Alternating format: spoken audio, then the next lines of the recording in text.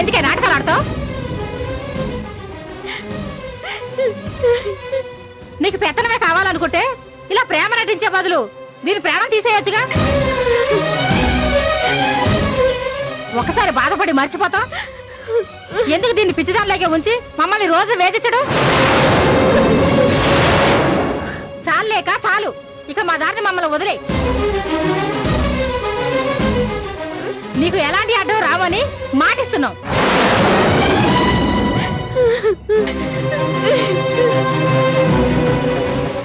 అబ్బో, వీడు చాలా తెలివైనడు. ఒరే బోసుగా, నువ్వు చచ్చావు అనుకున్నాను, చావలేదు. కానీ మంచి పని చేశావు, గుడ్.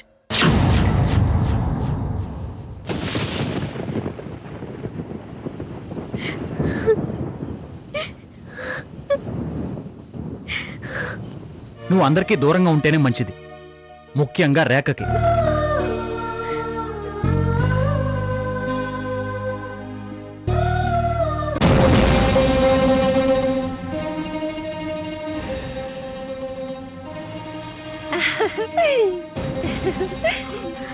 టింగ్ టింగ్ టింగ్ టింగ్ టింగ్. రేఖ, ఇంకా ఏం మిగిలిందని ఇక్కడికి వచ్చావు? ఎవరు ఎలాంటి వాళ్ళో తెలిసిందిగా. పద వెళదాం. అత్తయ్య, అత్తయ్య గారు మాట వినే. వద్దమ్మా, నీ ఓదార్పులు నీ నాటకాలు అన్నీ మాకు అర్థమయ్యాయి.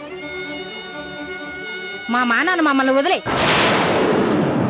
రేఖకి నయం అవ్వాలని కోరుకున్నానే గాని నేను ఏ కుట్రలో పన్నలేదు అత్తయ్య గారు.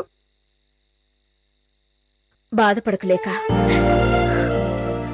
నీ మంచితనాన్ని వాళ్ళు అర్థం చేసుకోలేకపోతున్నారు అంతే.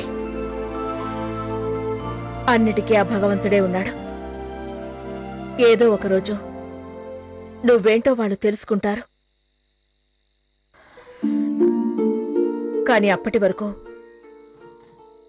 నువ్వు రేఖకి కొంచెం దూరంగా ఉండు.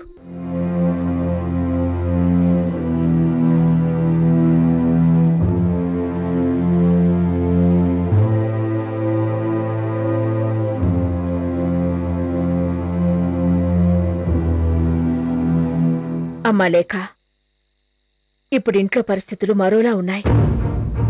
శ్రీరామ్ కళ్ల ముందే అక్కయ్యో కార్తికేయో నిన్నేమైనా అంటే వాడు తట్టుకోలేడమ్మా. వాడి కోపం ఎలాంటి పరిస్థితులకైనా దారి తీయొచ్చు.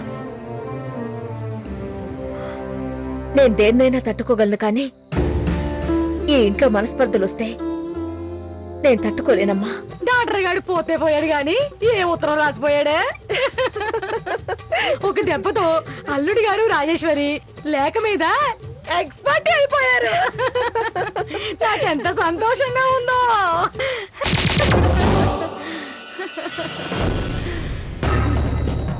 అమ్మా, అంత సంతోషపడకు. నీకు వీళ్ళు లేఖ మీద రివర్స్ లో మాట్లాడింది మాత్రమే కనిపించింది. కానీ ఒక్కసారి ఆలోచించు, నాకు ట్రీట్మెంట్ చేయడానికి లేఖ అడ్డంగా ఉందని ముందు దాన్ని అడ్డు తొలగించుకోవడానికి ప్రయత్నిస్తున్నాడు. అంటే వాడి నెక్స్ట్ టార్గెట్ మనవే.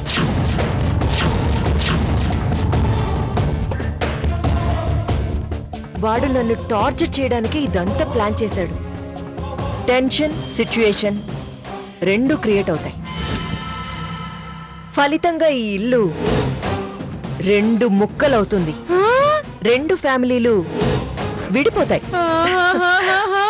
అప్పుడు ఆ జగదీశ్వరి తల పొగరు తగ్గిపోయి నేను ఓడిపోయాను అని తన నోటితోనే చెప్పి ఈ ఇంటిని చక్కదిద్దమని నా కాళ్ల బేరానికొస్తుంది. అంతవరకు తీసుకెళ్తాను, చూస్తూ ఉండు. బంగారు కొండ